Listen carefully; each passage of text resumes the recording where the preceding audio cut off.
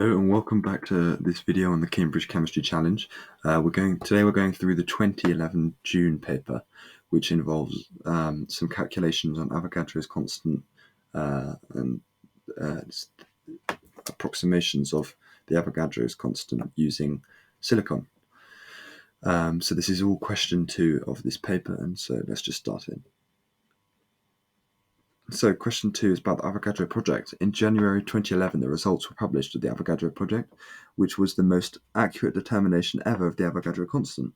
This international project involved counting the number of atoms in a perfectly spherical single crystal of isotopically enriched silicon. And the source of silicon was from this compound, and it contains one negatively charged ion, and all the fluorines are in the same environment. So one anion and all fluorines in the same environment. Those are going to be important in a minute.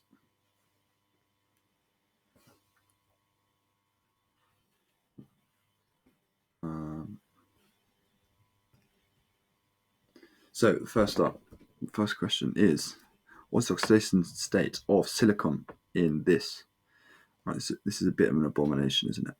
But you need to remember that sodium is going to be +1, so we've got +2 from sodium, and fluorine is going to be -1, so we've got -6. So 2 minus 6 is -4. So the net charge from those ions is -4, and so for it to be a zero charge, for zero net charge, silicon has to be +4. So that is the answer. Now, what shape do you expect for the anion contained in this? So we know that sodium is the cation, but the anion, we're told there's one of them. So it has to have the formula SiF6. So the shape is going to be, if you think about how you you can arrange 6 bonded pairs around one center, is going to be octahedral. So there you go. It's octahedral, which means that you could also say like 90-degree bond angle. Perfect. Now,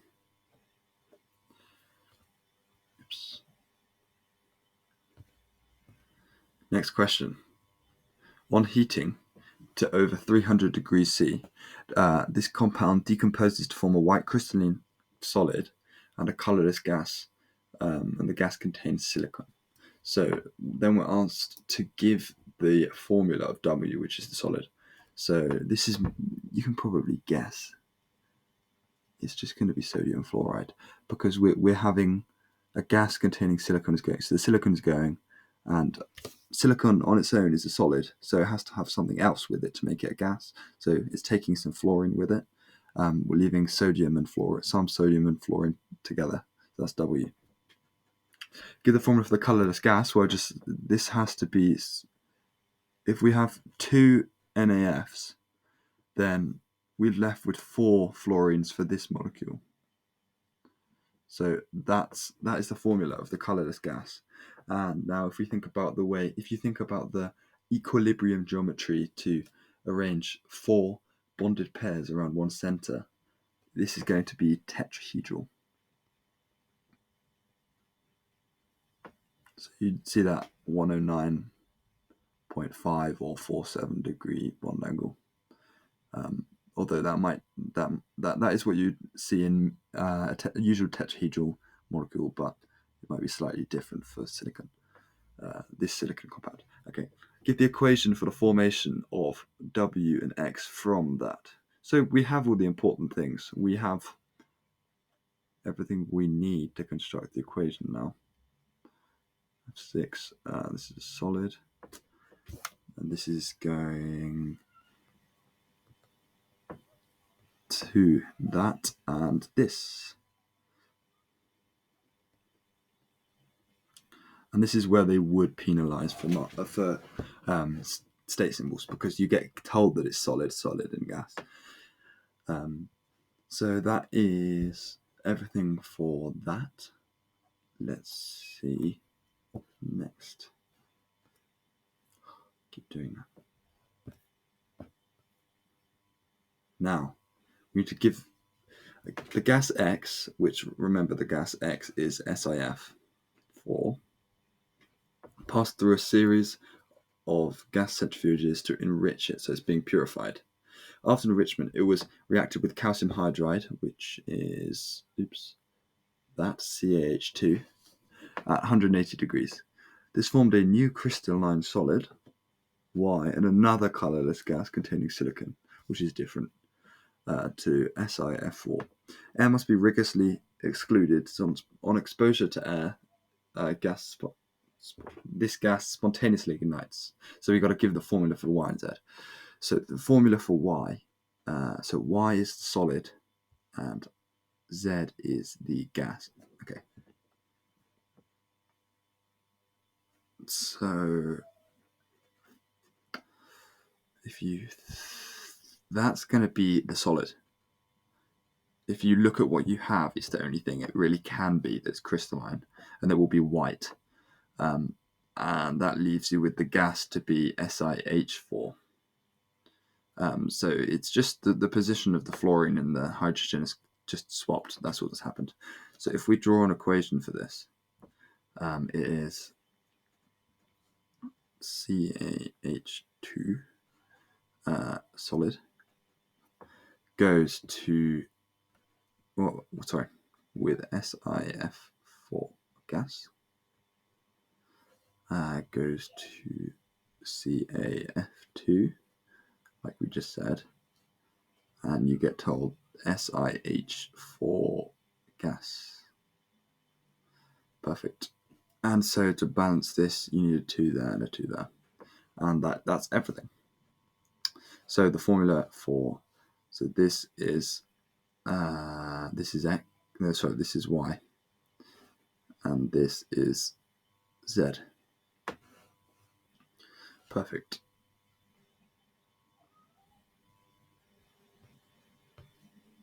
Now, give an equation for the combustion of gas Z in air. So gas Z is SiH4 gas plus O2 gas goes to, well, this is going to give, if you just oxidize each of silicon, so if you oxidize silicon and then hydrogen independently, that's going to be the product. That's the product for essentially all combustion reactions. It's just each element in the reactant gets individually oxidized. You could think of it like that.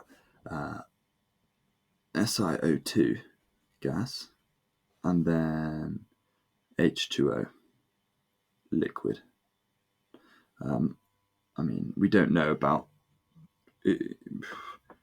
You'd say liquid, but the mark scheme says liquid, but this should be solid.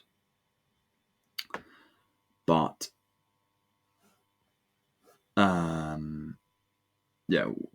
this is just reacting in air. If we assume that the temperature isn't that high, then it would stay as a liquid. Perfect. Now, more equations. Gas Z containing the enriched silicon is converted into solid silicon by thermal decomposition at temperatures around 800 degrees. But the byproduct of this reaction is another colourless gas, lots of gases, which is flammable in air but not spontaneously flammable. Give the equation for the thermal decomposition of Z. So Z is SiH4, and you should recognise this as being H2. And so, well, this gas is going to, so this gas is giving hydrogen, and then the other product will be silicon. So if you add symbols, this is solid. Because you're being told that you're getting given solid silicon and this hydrogen gas, so that fits the description perfectly. That's all you would need for another mark.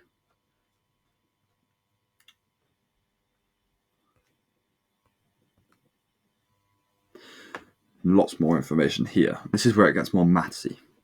From the lump of isotopically enriched silicon, a single crystal of silicon-28 was grown. The structure is left the structure on the left shows the repeating pattern or unit cell silicon. By stacking these cubes together, the structure of the solid is revealed. Atoms that are directly bonded to one another are connected by the bonds, the heavier lines. So bonds are heavier lines in the unit cell. Silicon atoms are placed within, so it's placed with their centers at the corner of each cube. So we have a center at each corner. That's the first kind. Center each face, in the center of each face. And if you just divide it into 8 cubes, there's one atom in the middle of each alternate cube. Okay, so that basically means there's one in the middle here, there's one in the middle here, there's one in the middle over here. And so there's, if you divide it into 8 cubes, there's 4 that are colored in. Now, there are 4 that will have silicon atoms at the middle, at the center. The length of the cube is A, as we're told here. The total number of silicon atoms contained within the cube is N. So N is the number of atoms, not number of moles. The single crystal was fashioned into a perfect sphere of volume V, mass M. Relative atomic mass is AR. Okay, so they're giving us the symbols. Now we have the tools to do calculations. And what do you know? Look at that. Lots of calculations. So we're told for E1, we have one silicon atom at each corner, one at the center of each face, and one at the center of 4 of the alternate cubes, if you imagine the cubes in the middle. So we have, there's 4 at each corner. Oh, sorry, there's 4 from the middle of the cubes. There's 6 faces, and each face gives half. And there's 8 corners, and each gives an eighth. So this gives 8 overall, because you have 4, 3, and 1. So that is 8. So N equals 8. Give an expression for the number of atoms in the sphere in terms of A, N, and V. So if there's 8, so if there's N atoms in A cubed volume, then we need to find out how many there are in, to find out how many there are in the sphere, you just times this number. So you times N over A3 times by the volume. And so what you really need to be careful of is that A is in picometers. I think it said. Let me see. A is in picometers, but the volume is in centimeters cubed. So if you're going, we need to count for that, because, so the way you do that, a picometer in standard form is minus 12. And so this will be times to the power of 3, because A is to the power of 3. And we're timesing this by the volume, which, if we put it in meters, is times 10 to the minus 2 to the minus, or to 3. So this is the same as NV over A cubed times, well, minus, so you have minus 6 over minus 36, so it's times 10 to the 30. And that is the expression for the number of atoms in the sphere. NV over A cubed times 10 to the 30, which is quite a lot. Now, give an expression for the Avogadro constant in terms of A, N, V, AR, and M. So the way we get the Avogadro constant, it's defined as basically the number of atoms over the number of moles of atoms. And so the Avogadro constant, I'll call that Na. equals the number of atoms, and we worked out the number of atoms in the sphere. Well, we worked out a formula for it, which is this. And it's divided by the number of moles, and the number of moles is given by mass over AR. So we have this fraction, and we can just neaten it up a bit. So this is the same as NVAR, if you flip the fraction, over A cubed M times 10 to the 30. That's 10. And that is the Avogadro constant. And what's interesting is that if you think about the Avogadro's constant, it has that times 10 to the 23. And you can see that comes from the fact of the different volumes here, because this is 10 to the 30. It's that we had to, by accounting for the different units, not volumes, different units in the volumes, it means that we get this large change in order of magnitude. Now, this is nearly the end.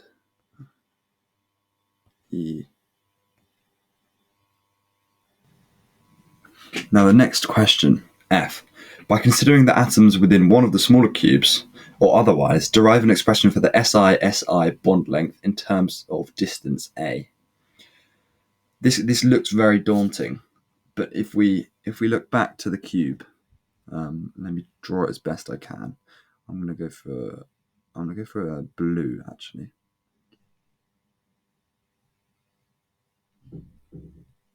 So this is the cubic unit cell. Yeah. We have these cubes in the middle, and we're told that there's an atom at each. Well, there's an atom at each corner, and these are bonded to one in the middle of a sphere. So we need to find the distance here, which is going to be halfway up and halfway along. So this is, if you look at it from the side, this is just one of the small cubes. So if you look at it from here, it's bonded like this, and so the way to find this height is Pythagoras. So if we're saying that this whole length is A, then the small length here is A over 2, the side length of a cube. And so the length in here is A over 4, because it's just even smaller.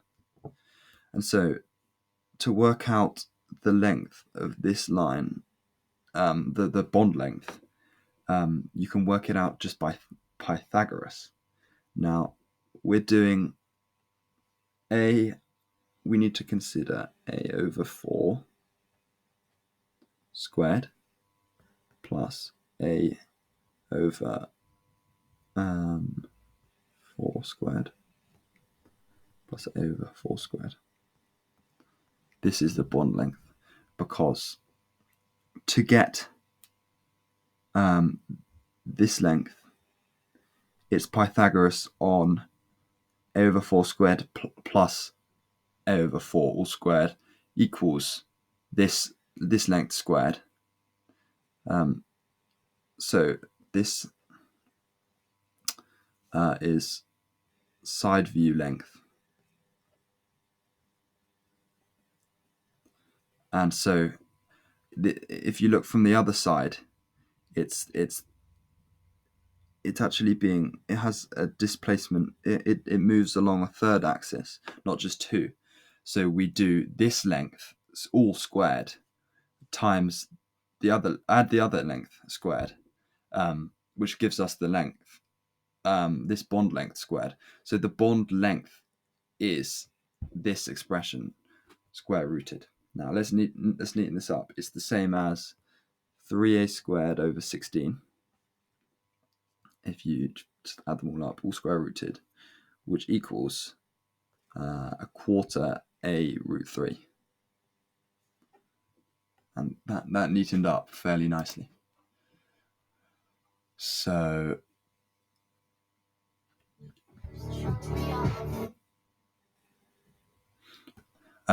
this is picometers. You need to remember that. You drop a mark.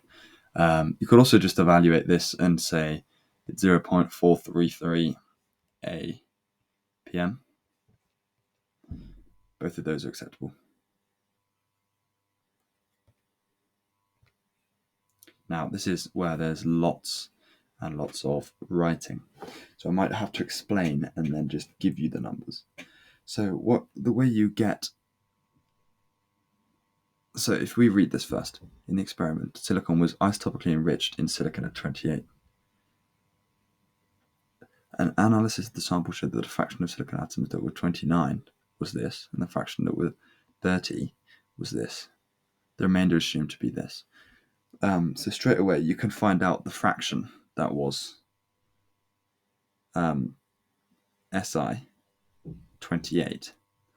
So, I don't know, frac, that is 0.9999575. And this doesn't have units because it's a fraction.